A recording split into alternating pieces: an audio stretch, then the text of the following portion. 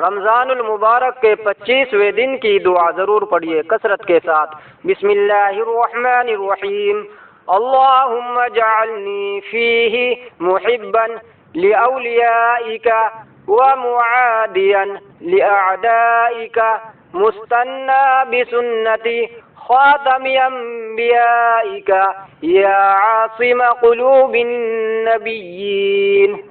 اللهم اجعلني فيه محبا لأوليائك ومعاديا لأعدائك مستنا بسنة خاتم أنبيائك يا عاصم قلوب النبيين۔ اے معبود، آج کے دن مجھے اپنے دوستوں کا دوست قرار دے اور اپنے دشمنوں کا دشمن، نیز مجھے اپنے نبیوں کے خاتم کی سنت پر قائم رکھ۔